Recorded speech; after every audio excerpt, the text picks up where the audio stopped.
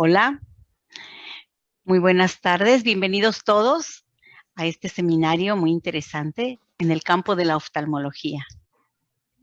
Finita, adelante. Muy buenas tardes a todos los que nos acompañan esta tarde. El Colegio de Enfermeras Quirúrgicas les da la más cordial bienvenida y agradecimiento a la FEMEC por este espacio para nuestras sesiones. Y pues esta tarde nos acompaña el doctor Jaime Dávila. Él es oftalmólogo y él nos va a hablar de un tema muy interesante como es el síndrome tóxico del segmento anterior. Esto, a pesar de ser un tema raro, es un problema que va en aumento y se presenta generalmente como un brote endémico de casos en centros de atención específicos. Esto es a consecuencia de múltiples causas que lo pueden originar y es difícil establecer un origen preciso, por lo que su reconocimiento temprano y su tratamiento y prevención pues son fundamentales para la evolución de cada paciente. Bien, el doctor Jaime Dávila Villarreal es médico cirujano y partero por la Universidad Autónoma de Guadalajara. Es oftalmólogo por la Universidad Autónoma de Nuevo León, retina médica y quirúrgica por la Universidad de Guadalajara. Actualmente es coordinador de enseñanza del programa HERVOS. Es profesor adjunto del ISSSTE, Constitución del Programa de Residentes de Retina por la Universidad Autónoma de México y consultor de retina de varios centros oftalmológicos aquí en el estado de Nuevo León. Ok. Bueno, primero que nada, muchísimas gracias a la FEMEC por la invitación y al Colegio de Enfermeras Quirúrgicas de Nuevo León por esta gran invitación. Y digo, sobre todo para ver este tema que en muchas de las ocasiones no estamos tan acostumbrados. Digo, hay muchas especialidades, entonces oftalmología a veces no están tan acostumbrados a ver o manejarlo, ¿no? Yo soy el doctor Jaime Dávila, como ya les habían comentado. Entonces, vaya, la definición de síndrome tóxico del segmento anterior es una inflamación aséptica, o sea, es totalmente inflamatoria y estéril, de la cámara anterior o segmento anterior. Normalmente nosotros dividimos el ojo en dos segmentos, el segmento posterior y el segmento anterior. El segmento anterior es donde está la córnea, la cámara anterior, el iris y el cristalino o la catarata. Y el segmento posterior está el vitrio y la retina. Entonces, básicamente esta inflamación se debe a inflamación aséptica del segmento anterior. Es más común en una cirugía de catarata, pero todas las cirugías intraoculares pueden tener cierta toxicidad en su segmento anterior, ¿no? Y estas suelen ser divididas en tres, sobre todo las sustancias extraoculares, los productos que se introducen al ojo o la acumulación de sustancias. Por ejemplo, en las sustancias extraoculares normalmente son antisépticos, talco, actualmente también inclusive los ungüentos oftálmicos pueden, digamos, desarrollar cierta toxicidad en la cámara anterior. Los productos que se introducen a la cámara anterior, como anestésicos tópicos, que no están libres de conservadores, sino que tienen conservadores. Las preparaciones inadvertidamente o inapropiadamente preparadas, que también podemos poner. La mitomicina C también es muy tóxica y también algunos lentes intraoculares, ¿no? Otras son la acumulación de sustancias, sobre todo en la superficie de los productos oftálmicos o de los instrumentos oftálmicos, mejor dicho. Y esta es debido normalmente a un mal aseo de esos productos. Utilizamos productos viscosos, entonces también pues ese secado de esos productos pueden desarrollar toxicidad. Y detergentes, también la degradación o las impurezas de los instrumentos o del autoclave. Entonces, existen muchas oportunidades que nosotros podemos desarrollar para evitar que inadvertidamente entren sustancias tóxicas al ojo. Normalmente el ojo tiene barreras, tiene inclusive 2 barreras, entonces para poder nosotros introducir algo al ojo, obviamente se tiene que hacer una cirugía intraocular. Si no hacemos una cirugía intraocular, no se va a introducir o es muy difícil que se introduzca algo intraocularmente, ¿no? Entonces, también actualmente casi todas las sustancias que nosotros introducimos al segmento anterior, todas son o deben de ser libres de conservadores. Es muy importante que entre una cirugía y otra, normalmente las cirugías de catarata son una de las cirugías más rápidas que hay actualmente. Duran entre 5 o 10 minutos, entonces es muy rápido el proceso y eso también en muchas de las ocasiones se descuida en el proceso del aseo entre una cirugía y otra, ¿no? Hay que también hacer un aseo adecuado de los instrumentos y hay ciertas recomendaciones que nos dio la Sociedad Americana de Cirujanos de Catarata y Cirugía Refractiva, así como la Asociación de Enfermeras Oftálmicas Certificadas, ¿no? Y uno de ellos lo plasmó en el artículo, sobre todo en las guías prácticas o las recomendaciones prácticas para la limpieza y esterilización de instrumentos intraoculares. Y lo dividió básicamente en dos, tanto principios generales como recomendaciones. En los principios generales nos dicen cómo hacer una limpieza, una esterilización de los instrumentos quirúrgicos, y en las recomendaciones es básicamente lo mismo, ¿no? O sea, todo radica en la limpieza y en la esterilización de los productos oftálmicos que vamos a introducir al ojo. En los principios generales, pues los instrumentos deben de permanecer siempre en soluciones para esterilizar hasta que el proceso de limpieza comience. Sobre todo los productos,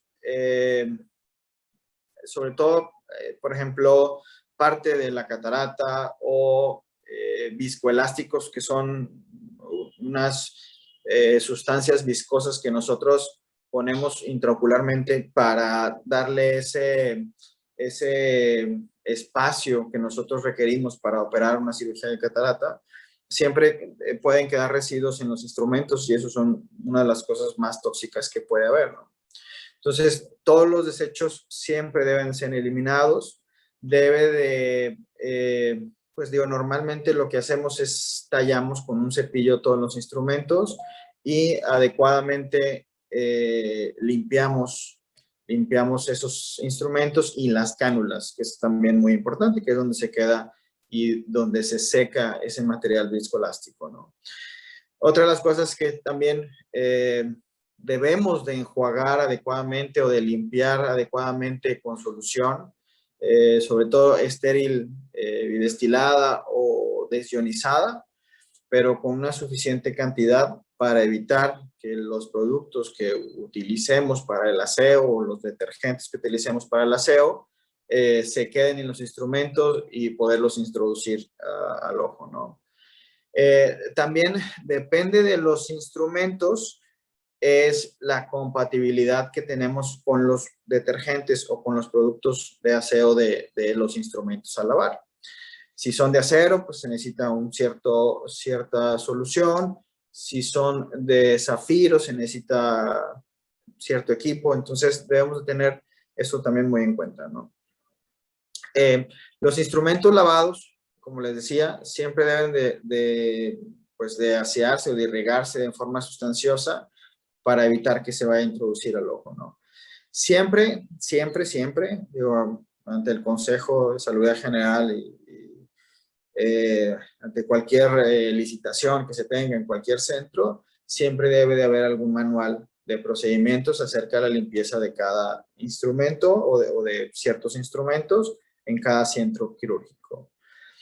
El tiempo de limpieza y la desinfección siempre es muy importante, porque en muchas de las ocasiones andamos en la carrera y pues ya pasan el material y no cumple con el tiempo de esterilización o de aseo del producto, ¿no? Y otra de las cosas que también es muy importante, sobre todo, digo, en clínicas particulares es más fácil adiestrar o entrenar al personal en cuanto al ámbito oftalmológico, ya que en los hospitales, pues mucho más grandes, normalmente tienen cierta rotación y nosotros normalmente ya tenemos enfermeras entrenadas para tipos de procedimientos oftalmológicos. Entonces, siempre tenemos que tener una buena validación de competencias y debemos, o el personal debe de tener un proceso y desinfección adecuado. Y estos, digo, también deben ser revisados periódicamente, ¿no? ¿Qué nos recomienda también la Asociación Americana? Pues, como les decía, ¿no? O sea, debemos tener siempre un tiempo adecuado para la limpieza y esterilización. En muchas de las ocasiones, o hay campañas, por ejemplo, de cirugía de catarata, entonces lo que hacemos es ahorrar tiempo, porque, no sé, son 40, 50 cirugías de catarata en un solo día, y la verdad es que es muy cansado para todo el personal, pero sin embargo no debemos de ahorrar en tiempo en cuanto a la esterilización, ¿no? Entre una cirugía y otra. Otra de las cosas que también es que si un centro tiene pues mucha programación de cirugías, debe tener un stock adecuado de instrumentos para que sea o para que tengamos un volumen adecuado a los procedimientos a realizar, ¿no?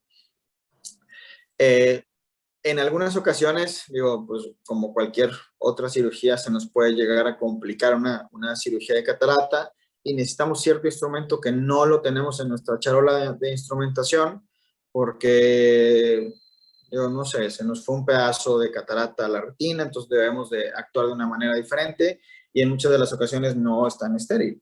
Entonces, siempre debemos de tener la calma y la paciencia para esperar los instrumentos a que tengan una esterilización adecuada. Como les decía anteriormente, también dependiendo del instrumento a esterilizar, debe tener cierto proceso de esterilización cada producto. Los materiales viscoelásticos se secan muy fácil y si los dejamos secar, podemos introducir partículas intraoperatoriamente al ojo del otro paciente que vamos a operar. Entonces, debemos siempre de limpiar adecuadamente porque inclusive se quedan a veces en las cánulas. Entonces, con un cepillo debemos de hacer un aseo adecuado e irrigar con suficiente agua. Ahora, también las cánulas, si las podemos no reesterilizar o no darle un uso continuo, pues es mucho mejor, ¿no? O sea, utilizar una cánula y tirarla. En muchos centros no sucede así, y si no sucede así, pues sobre todo, pues limpiarlas adecuadamente, irrigarlas adecuadamente y dejarlas en cierto proceso de esterilización. Los instrumentos siempre deben estar separados. Digo, si ustedes no están en una clínica solamente de oftalmología, sí debe de tener, digamos que cada quien su espacio.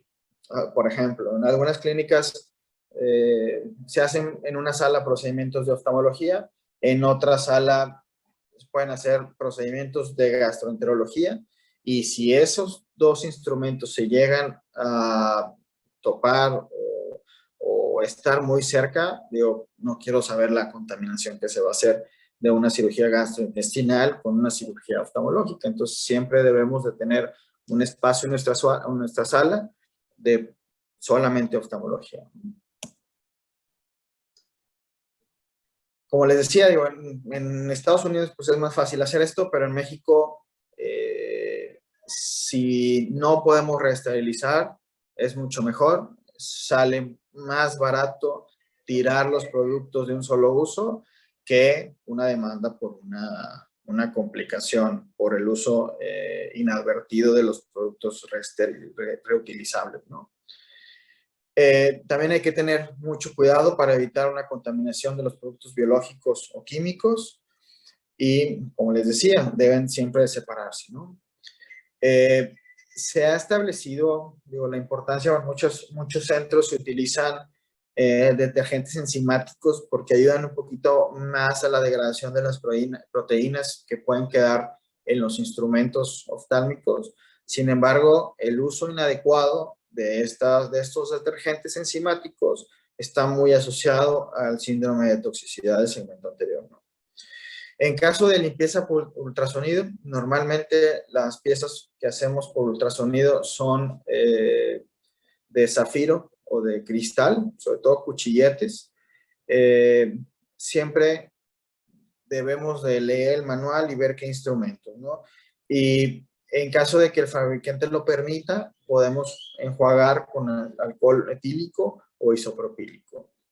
Y en el caso de los cepillos, o sea, solamente deben estar designados para limpieza de instrumental oftalmológica, como les decía. O sea, no vamos a limpiar una sonda de gastrointestinal con el mismo cepillo que vamos a limpiar un instrumento oftalmológico, ¿no?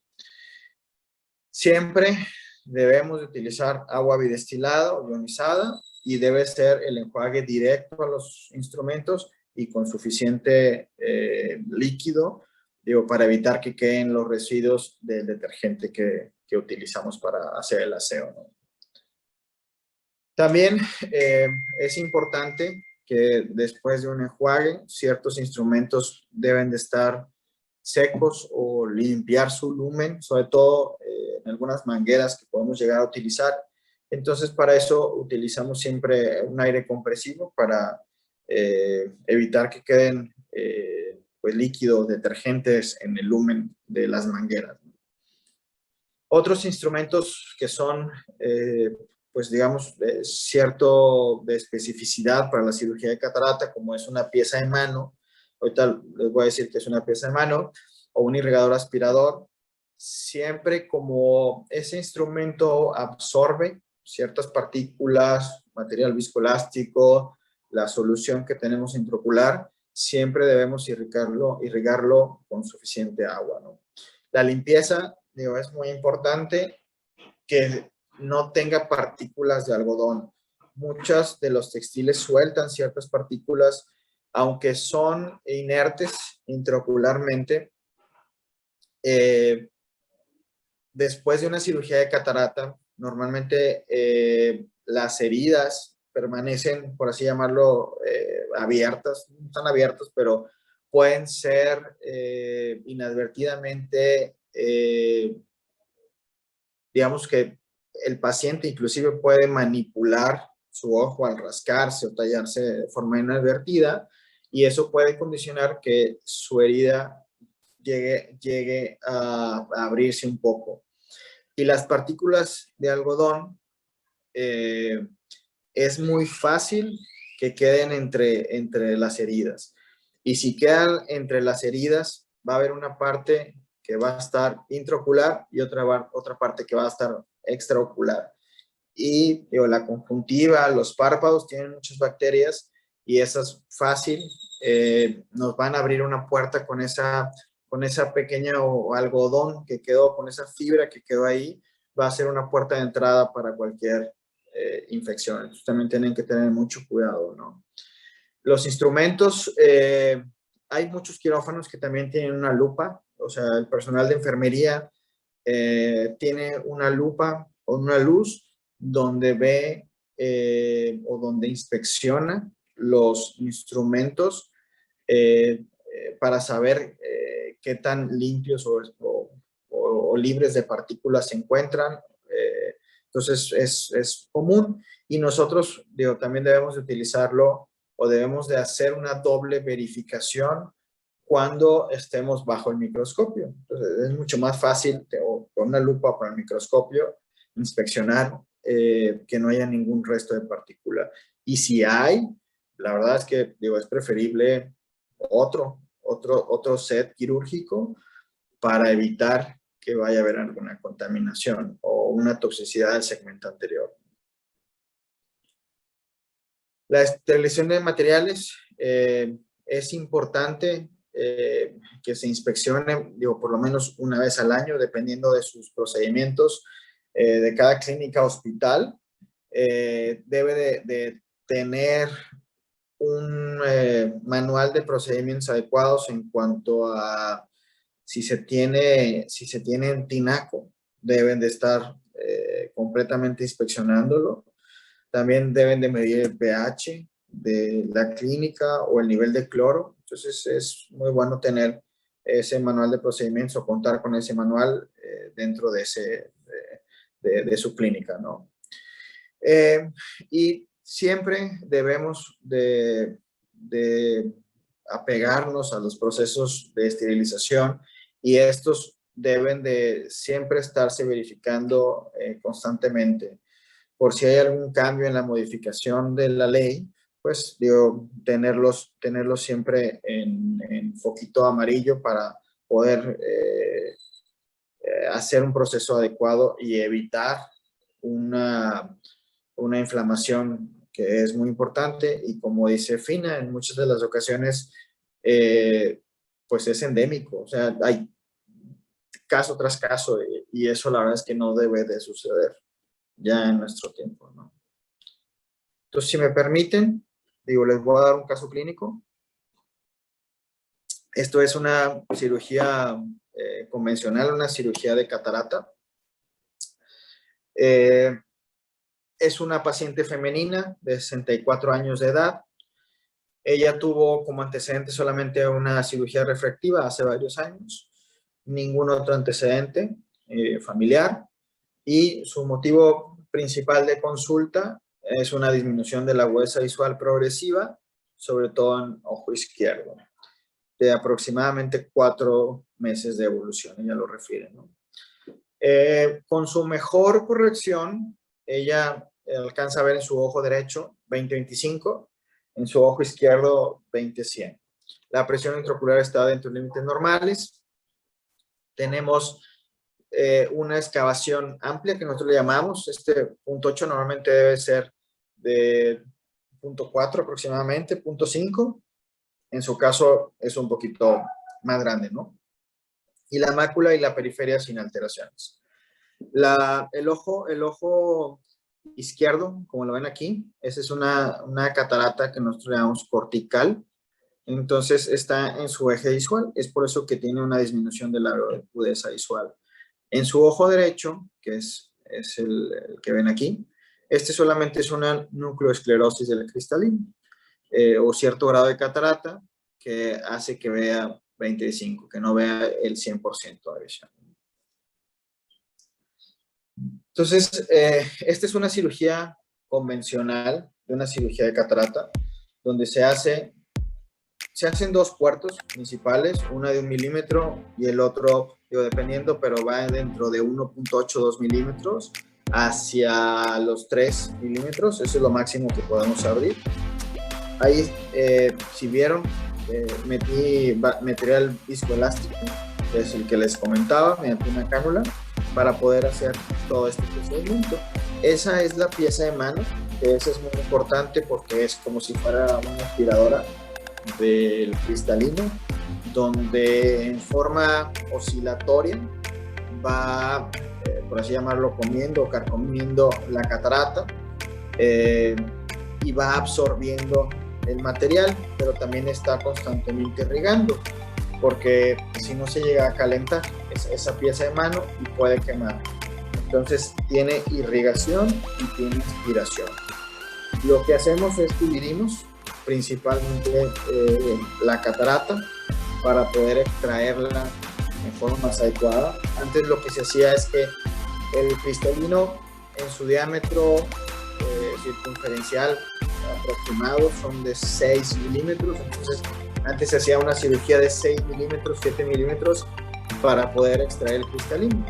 Y ahora con estas nuevas técnicas, que es la facoemulsificación, que bueno, ya no está nueva, pero relativamente nueva, podemos extraer todos los residuos de catarata mediante una incisión de 3 milímetros, que en muchas ocasiones ni sutura necesitan.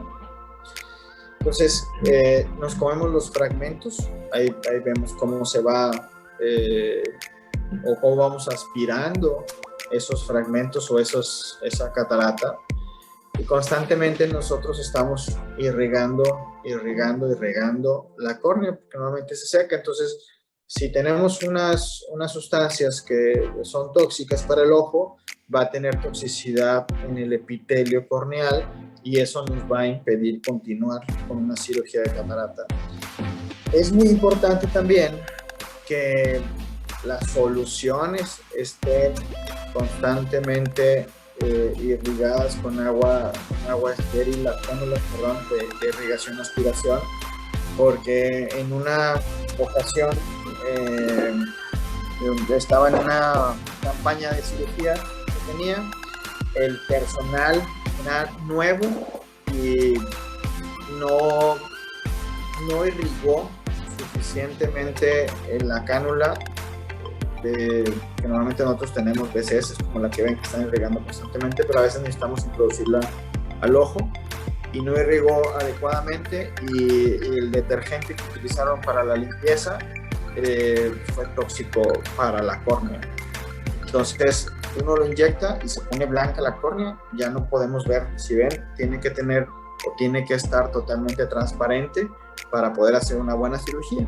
Y la otra es que el daño que sufran las células, normalmente sufren las endoteliales, las células endoteliales nos evitan que esté, o mejor dicho, las células endoteliales sirven para que tengamos nosotros la transparencia en la córnea. Si nosotros introducimos o colocamos sustancias tóxicas para la córnea, el daño endotelial que va a tener el paciente va a ser en forma permanente y su córnea va a ser o va a estar totalmente blanca. Yo no sé si alguna de ustedes han visto córneas blancas o córneas o ojos azules que a veces le llaman. Bueno, en muchas ocasiones es por la toxicidad que tuvo la córnea, por alguna solución o simplemente hubo un daño endotelial. ¿Y qué es, ahora sí, en imagen, qué es el síndrome de toxicidad anterior? Bueno, normalmente lo que buscamos con una cirugía de catarata es que a las 24 o 48 horas el paciente tenga una recuperación visual de alrededor del 90%, ¿no?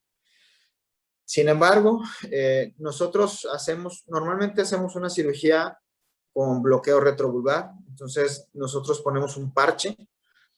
A las 24 horas lo revisamos al paciente. Cuando quitamos el parche y si vemos ese tipo de sorpresas, la verdad es que nos da mucho miedo porque también las infecciones intraoculares también se pueden presentar. Y si se presenta una infección intraocular en las primeras 24 horas, los demás pacientes que operaste probablemente también tengan lo mismo. Entonces nos metemos en mucho problema, ¿no? Sin embargo, este tipo de toxicidad solamente se presenta en el segmento anterior, entonces ahí puede ser un poquito la pauta entre una endoftalmitis, que se llama la inflamación de todo el ojo, o una inflamación solamente del segmento anterior. Pero como les decía, o sea, tenemos que tener mucho cuidado porque las endoftalmitis más serias o más severas que podemos llegar a presentar se presentan dentro de las 24 horas posteriores a la cirugía. Y si es una endoftalmitis o confundimos un síndrome de toxicidad del segmento anterior con una endoftalmitis, en muchas de las ocasiones terminamos quitando el ojo. Entonces sí tenemos que tener mucho cuidado en todo esto. Y son cosas que podemos evitar. Entonces es importante tener ese manual de procedimientos y llevarlo a cabo como se dicta, ¿no? ¿Y qué síntomas? Pues el primer síntoma que va a tener el paciente es que va a disminuir su agudeza visual. Inclusive disminuye más que antes de la cirugía, aún teniendo la catarata, ¿no? Cuando se quita el parche, las primeras 24 horas puede tener fotofobia, que es una molestia a la luz. No pueden ver la luz, les duele mucho su ojo. Tienen dolor leve a comparación de una endoftalmitis que puede ser un dolor de moderado a severo. Tienen cierto enrojecimiento o inyección ciliar, ¿sí? Eso es eso. Casi todos, esta es una inyección ciliar, donde vemos los vasos que están ingurgitados. Puede haber también un edema corneal. Este sobre todo es difuso. Normalmente cuando hacemos una cirugía de catarata, puedo ver cierto edema corneal. Sin embargo, este edema corneal está más focalizado. Entonces, aquí es un edema corneal difuso. Puede tener hipopión, que es una inflamación en el segmento anterior, que vemos este nivel de células. Aquí sí vemos, se pierde también aquí la curvatura en esa fotografía. Y en todos vamos a tener cierto grado de hipopión, ¿no? También vamos a tener fibrina. Esta es fibrina. Normalmente vemos transparente el lente intraocular. La pupila normalmente está irregular porque la misma inflamación hace que se peguen las estructuras del iris con la fibrina y el lente intraocular. Y por ende, el humor acuoso, que es un producto que normalmente se está produciendo, es totalmente transparente y circula de la parte posterior del iris hacia la parte anterior para su drenaje. Si no tiene o si está pegadas todas estas estructuras, no va a poder circular adecuadamente ese líquido y va a empezar a aumentar la presión intraocular y puede desarrollar el glaucoma. Lo que les comentaba de la paciente previa de una cirugía de catarata es que si ya tiene cierto daño en su nervio óptico, con estos aumentos de la presión intraocular, puede perder completamente la vista. Entonces, sí debemos tener mucho cuidado en el aseo. Debemos de darle los tiempos adecuados. Si están en un centro donde se operen varias cirugías o de varias especialidades, siempre deben tener mucho cuidado en donde se van a hacer el aseo de los instrumentos. Si ven alguna partícula, es muy importante que mejor no introduzcan o mejor no se la den al cirujano ese instrumento, porque en muchas de las ocasiones nosotros no debe ser, pero en muchas ocasiones estamos distraídos y cuando ya introducimos ya nos damos cuenta que trae algo el instrumento. Entonces, debemos de confiar mucho en ustedes y debemos tener todos mucho cuidado. Pero sobre todo lo que queremos con esta cirugía es una recuperación visual y no una inflamación que en muchas de las ocasiones puede tener cierta repercusión visual permanente, ¿no? Sobre todo en las complicaciones que puede haber, como el aumento de la presión, la disminución de esa visión. O sea, para poder recuperar la visión, vamos a llevar más de un mes. Entonces, siempre hay que tener mucho cuidado con esto. Y por su atención, muchas gracias. Estamos las enfermeras acostumbradas a manejar la clasificación de Spalding. Entonces, el instrumental, aunque sea de oftalmo, aunque sea muy chiquito, es un instrumental crítico. Y entonces, como obligación, ese instrumental debe de estar estéril. O sea, el compromiso de nosotros, las enfermeras, es que ese instrumental esté estéril. Entonces, yo aplaudo el comentario que usted dice, que haya suficiente material, que haya suficiente instrumental para no sumergir en soluciones ese instrumental que van a utilizar ustedes. Que sea esterilizado en vapor, eso es lo que sería lo más excelente, lo más recomendado. Hay otros esterilizadores que se usan para instrumental oftalmológico, pero el sumergir instrumental en soluciones, porque aquí hay un comentario, hay una pregunta que nos dice, nosotros colocamos el instrumental en glutaraldehído y se enjuaga con solución de Hartmann. Entonces, ¿usted qué opina? O sea, ¿usted qué opina de esta técnica que utiliza Guadalupe Gutiérrez? Sí se puede hacer. De hecho, por ejemplo, nosotros en la clínica también utilizamos. Sin embargo, de todos modos lo llevamos a un estatín, o sea, uno de vapor, para poder tener una doble esterilización. Pero en muchos centros los hacen. O sea, no está contraindicado, pero no es lo ideal. ¿Por qué? Por el riesgo que se asocia a toxicidad del segmento anterior.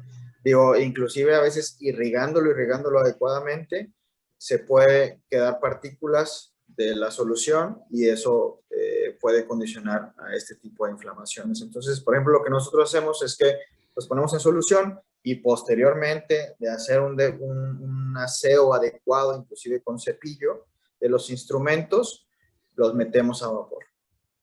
Así es. Y bien, o sea, el glutaraldehído, en comparación con otro antiséptico de alto nivel, como lo pudiera ser el Sidexopa, el glutaraldehído es más tóxico que el Sidexopa. Entonces, nosotros como enfermeras debemos de gestionar este tipo de antisépticos antisépticos de alto nivel, que sean menos dañinos para la parte para el instrumento, no, para la parte oftalmológica, para el instrumental oftalmológico, porque va a necesitar menos enjuagado que el glutaraldehído. El glutaraldehído se tiene que enjuagar 2, 3, 4 veces. Y bueno, o sea, quizás pudiera ser que muchos centros todavía sumerjan el instrumental, que es no una técnica muy recomendada, pero si la tienen que enjuagar para evitar ese tipo de situaciones. Y es de los más tóxicos, ¿no? El glutaraldehído. Sí, es de los más tóxicos. Por eso le digo que tienen que enjuagar. Entonces, híjole, se hace muy, muy difícil. Y también lo que comentaba, doctor, acerca de a veces que se nos hace biofilm en el instrumental, ese instrumental que a veces no se lava adecuadamente y ustedes lo pueden ver a través de las lupas. El recomendar el que tengan lupas en esos lugares donde existe la práctica oftalmológica, las lupas para poder observar ese instrumental y esos restos de biofilm también son contaminantes. No sé, Lupi, si tengas por ahí algún comentario. He visto en algunos centros quirúrgicos que tienen, no sé para qué realmente sea esa lupa, o sea, para qué con otra finalidad lo utilicen, pero ellos lo compran para ver el instrumental. Inclusive tiene luz propia. Sí. Entonces, está iluminado y a través de la lupa ven los instrumentos. Pero sí, como quiera, deben de tener suficiente stock quirúrgico para las cirugías que hagan, ¿no? Entonces, sí es muy importante eso. Y al final de día siempre deben de verificar otra vez todo el instrumental que se utilizó y tratar de quitar lo mayor que se pueda el film o el viscoelástico o los restos de catarata que han quedado en los instrumentales. Hay otra pregunta por aquí, doctor. Dice, para realizar una cirugía de catarata en un paciente diabético, ¿cuál sería el nivel adecuado de la glicemia? Normalmente nosotros dejamos como margen 200, Fina. O sea, menos de 200 es lo ideal, ¿verdad? Digo, hay pacientes que pues tienen ya falla renal o que ya está muy comprometido con su diabetes. Normalmente 230, 240 se puede realizar. ¿Por qué tratamos de que esté lo más controlado metabólicamente? Porque el líquido, el humor acuoso que nosotros tenemos, tiene mucho azúcar y pues obviamente las bacterias son muy afines al azúcar. Entonces, aquí el riesgo de que se desarrolle una endoftalmitis, pues es mucho mayor, ¿no? Que en cualquier otro paciente que no tenga diabetes. Entonces, normalmente el límite es 200. Felicito al ponente por su excelente conferencia y la importancia con que lleva todo. Dice, hincapié sobre la forma de esterilizar. El instrumental es sumergible. En sumergible tengo entendido que el glutaraldehído es muy agresivo y corrosivo. Bueno, ya lo comentamos, ¿verdad?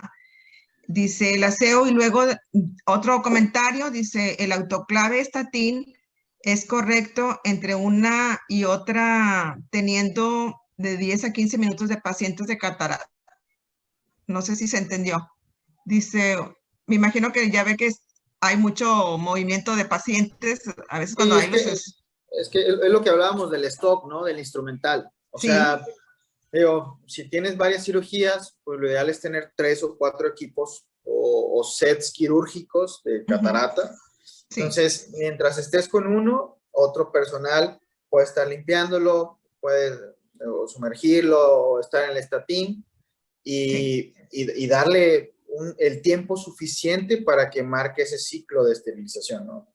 Sí. Pero depende mucho del tiempo. O sea, si nada más tienes un set quirúrgico para todas las cirugías de un día, pues digo, te vas a complicar tú solo y va a ser muy cansado y puedes cometer errores de limpieza del instrumental.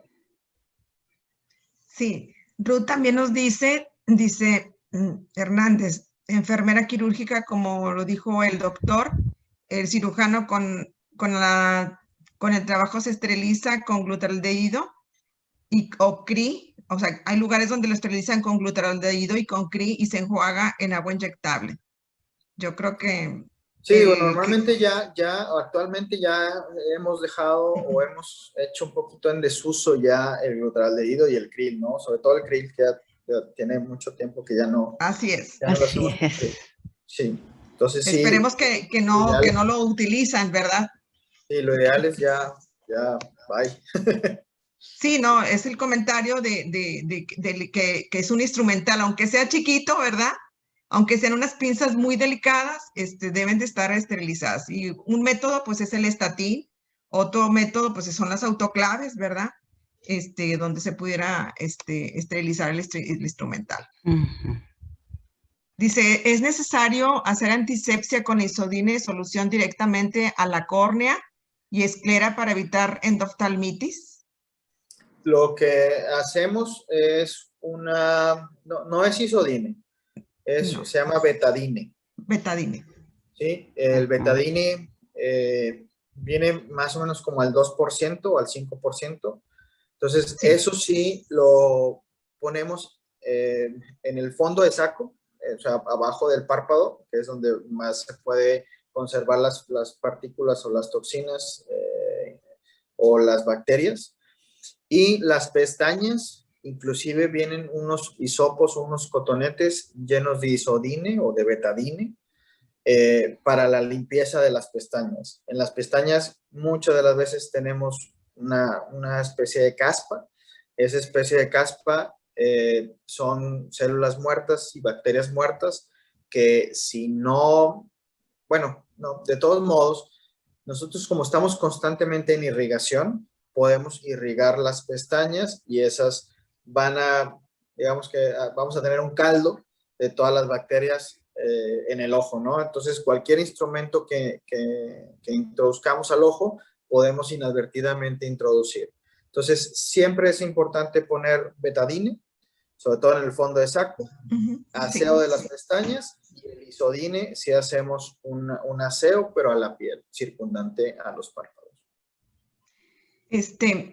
Último comentario ya, doctor, es la última pregunta, es comentario y es pregunta. Dice, gracias por la presentación, ya que es de gran importancia. Muchos médicos tienen malas prácticas en esterilización, ya que como usted lo dijo, por ahorrar tiempo, sumergen instrumental en químicos de poca efectividad, como la solución de superoxidación, que está comprobado que es muy irritable, muy inestable, y no esteriliza. ¿Cuál es su experiencia con esta sustancia en relación con la toxicidad? No, la verdad es que no la utilizamos, la verdad es que no tengo experiencia. La verdad es que, digo, los médicos somos muy malos para ese tipo de temas de esterilización. La verdad es que no sabemos mucho, entonces no nos hagan caso. Prefiero que ustedes... Pero fíjese que, por ejemplo, estas sustancias de superoxidación son de bajo nivel, quedan como el CRI. Así es. Entonces, definitivamente, pues no, o sea, el compromiso es que sean estériles, en vapor, en estatines. Hay otros métodos que esterilizan, pero el sumergir que en glutaraldehído o en el Cydex-sopa, aunque sea bueno, pues sigue siendo antiséptico, y el antiséptico de alto nivel no esteriliza hasta cierta cantidad de horas, como creo que son 12 horas. Entonces son las letras chiquitas que a veces no vienen. Aunque diga esterilizante, no son confiables. La verdad es que, digo, en estas cuestiones no hay que escatimar en cuanto a lo económico, porque por ahorrar unos centavos puedes perder pesos. Entonces, y sobre todo, se puede perder un ojo, que eso no tiene valor. Entonces, sí es muy importante que en la clínica donde estén, el médico que esté, pues lo aconsejable es que ustedes que tuvieron ya la charla de toxicidad, le digan a su médico: oye, doctor, pues la verdad es que necesitamos invertirle en un estatin. Los estatin no son caros. O sea, lo de vapor no son caros. Entonces, yo creo que vale la pena, ante perder un globo ocular, ¿sí? Invertirle en el estatin. O invertirle en más set quirúrgicos. O sea, el chiste es que no utilicen un solo set quirúrgico para todas las cirugías del día. Yo creo que ahí también radica mucho. Pues hay muchas felicitaciones, doctor.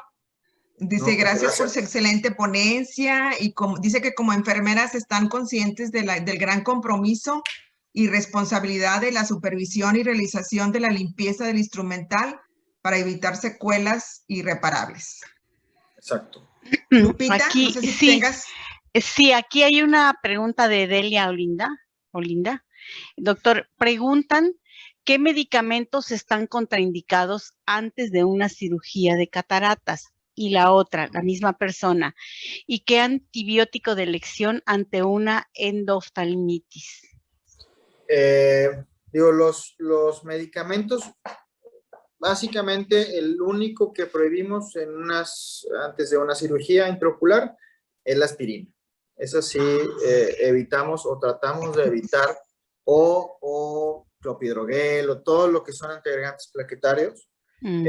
Tratamos de evitarlos porque, digo, el ojo está muy vascularizado y podemos ocasionar una hemorragia, ya sea una hemorragia expulsiva o una hemorragia intraocular masiva, y eso sí tratamos de evitarlo. No hay ninguna otra contraindicación para algún otro, ¿no? Normalmente para una cirugía, digo, para una endoftalmitis, actualmente lo ideal es operarlo nuevamente. O sea, se ha visto que si tú lo operas, tiene una recuperación más rápida. O sea, hacer una cirugía de vitrectomía para hacer una limpieza y constantemente que la solución que estemos dejando intraocularmente tenga antibióticos. Entonces hace una limpieza de toda la cavidad. Tiene el paciente una recuperación, ¿sí? Sin embargo, los que menos utilizamos son los antibióticos tópicos para una endoftalmitis. ¿Por qué? Porque nos va a ganar la infección. Otro que hacíamos también anteriormente es ponerles antibióticos intravitreos o en la cámara anterior, como si fuera una inyección en la parte anterior del ojo, entre la córnea. Podemos poner antibióticos. Sin embargo, la eliminación del medicamento es muy rápida, entonces no alcanza a cubrir todo el espectro de antibióticos que debería tener. Entonces, lo que hacemos actualmente es la cirugía. Hacemos una vitrectomía. Una vitrectomía. Es mucho mejor, sí. Sí, es mucho mejor y tiene mejores resultados para el paciente. Ok, pues sí, es esa de las preguntas que me parecieron. Aparte, pues sí, sigue habiendo preguntas.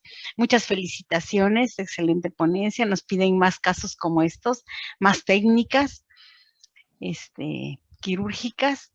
Le felicitamos de todo corazón, doctor. Sobre todo nos ilustró bastante en lo correcto, en lo que tenemos que hacer, cómo actuar. No, Muy pues bien. Muchas gracias a ustedes. Pues muy amables por la invitación. Estuve muy contento de estar aquí con ustedes esta noche. Entonces les agradezco infinitamente la oportunidad que me dieron para exponer un poquito lo que hacemos día con día.